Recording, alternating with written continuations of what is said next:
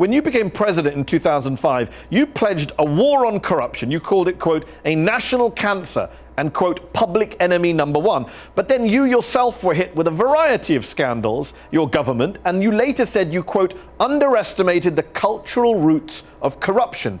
But surely Liberian culture isn't to blame for corruption. Liberian politicians, such as yourself and others, are to blame for corruption. Well, let me tell you, politicians are part of the culture. Politicians are part of the value system. But it sounds like you're blaming the public, the country, for the actions of politicians. I'm not blaming anybody. No. I think you're just talking without listening. That's not what I'm saying. I'm saying dependency, dishonesty came part of the Liberian culture over the many years of deprivation. The institutions to fight corruption were not there. You mentioned the institutions, and yet you did have an independent corruption watchdog, the General Auditing Commission, which found 20 government ministers, accused 20 government ministers of corruption, and you failed to prosecute any of them. Why? Well, let me tell you something. All of those reports were sent to our Liberian Anti-Corruption Agency. They were also sent to our legislature. We organized a particular unit in the presidency to be able to look at all of those cases and to be able to send them forward to the Ministry of Justice wherever they thought prosecution was necessary. So why weren't they prosecuted? Well, because our system is like that. If you want to really understand Liberia, you need to dig a little bit deeper. You need to understand our culture, our values, our systems.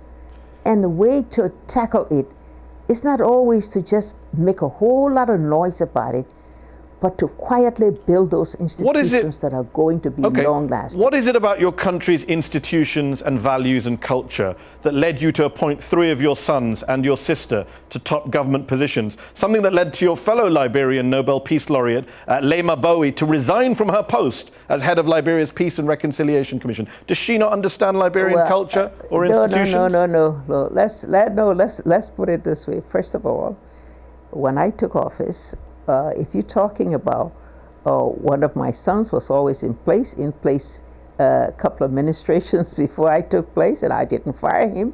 Yes, I didn't think it was necessary to do so. If you're talking about the others where I needed a specialized skill to be able to achieve our objective of trying to mobilize the resources to tackle our major development programs, that's what I did.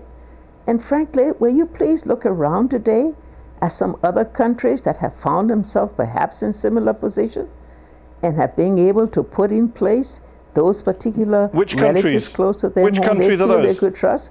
I'll leave that to you to do your research on. Well, I've done my research. The British Prime Minister hasn't appointed any family members. The Canadian Prime Minister hasn't appointed any family members. The French President hasn't appointed any family members. The German Chancellor hasn't appointed any family members. I could keep going, Ellen Johnson Sirleaf. Good for them. Is that all? Well, you were saying look at other countries. I'm saying it's not a common practice for presidents or prime ministers, certainly not in democratic nations, to appoint a bunch of family members to run various institutions. Well, look. Let me put it this way. We're really gone beyond this now. You know, let's deal with the real issues of Liberia.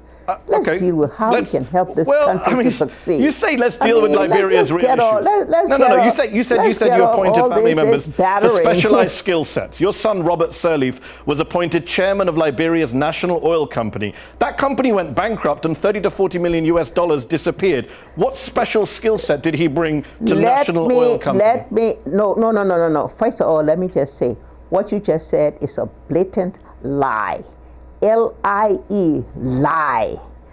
You go look at the records. There is nothing about that company going bankrupt. So there were no problems at all at National Oil Company? The National Oil Company ran into because the 2 companies that were trying to exploit for oil, ExxonMobil and Chevron, could not find oil. They pulled out, and that meant that this company could not continue. It's as simple as that. And the record is clear. How about the Liberia's central bank? You appointed your son Charles Sirleaf as deputy governor there. You suspended him. You suspended him for failing to declare his assets. And 2 months ago, he was ordered to be held in jail while awaiting trial for having unlawfully printed local currency worth tens of millions of US dollars. Did you know he was doing that? Well, I didn't know you wanted to have an interview just to come out with outrageous statements. I mean, if that was so, I'm confused. Was he not? Never, no. I thought you. Hold on. Has he not been held in jail? Is that wrong? Has he not been held in jail? That is not true. That is not true. He was unjustifiably, illegally charged. But anyway, so he was charged. I mean, that's your opinion. You're his mother. Obviously, you're not going to agree with the charges. I'm just asking you to comment on him being held for trial. You're saying that didn't happen. Please. No, you're not. No. What you're trying to do is showmanship now. That's what you're trying to do. We don't need that. We need to have a civil exchange. I'm very civil. I asked a very simple question.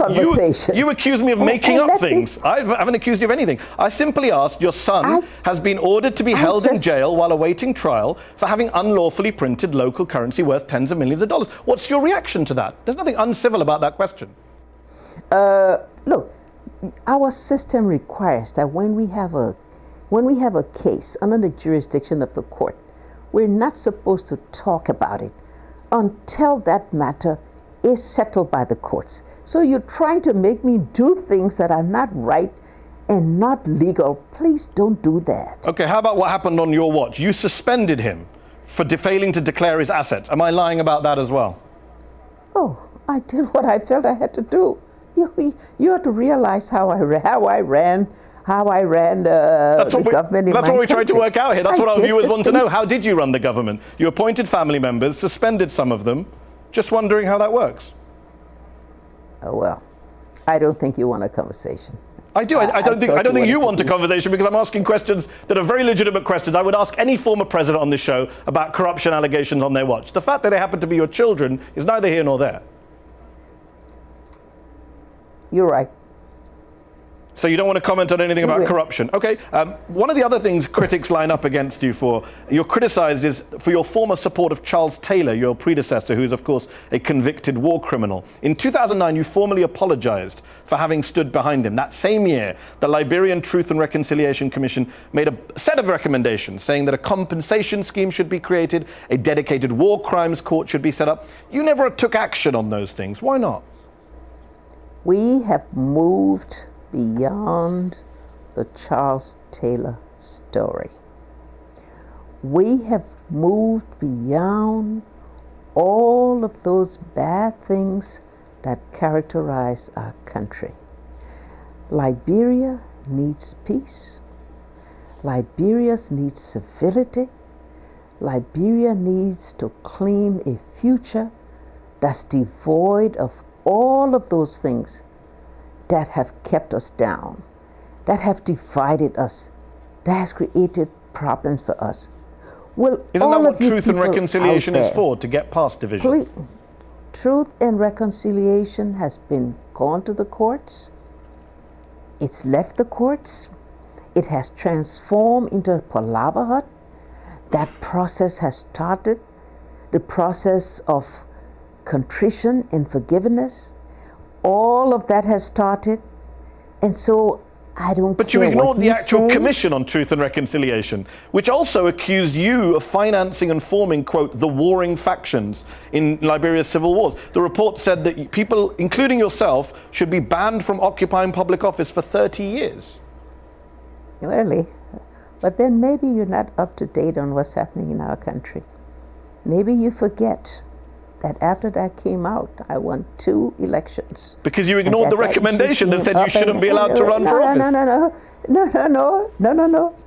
That went to court. You see, you don't have enough information for the things you say. Okay. That's really unfortunate. Okay. This matter went to the courts. I didn't put it there. It went up to our Supreme Court, and a decision was taken. You cannot, this body did not have the legal powers to be able to judge people without giving them right of self-defense. It wasn't my case, it was somebody else's case. if you just take a little bit of time to understand the truth and the facts, then you won't have to say some of the things you say. Okay. It's not true then that the recommendation was for people not to run for office for 30 years. I just made that up. Well, again, you totally missed the point. Okay. We'll have to agree and disagree what the report says. People can look it up. One last question. You're one of the few African leaders to have led a peaceful democratic transition. When you look at the state of democracy in some other African nations and see how so many others, Libya, Zimbabwe, others, have failed to do the same, have had repeatedly contested elections, what's your advice to those other African countries, those other African leaders? I think Africa is on the right track.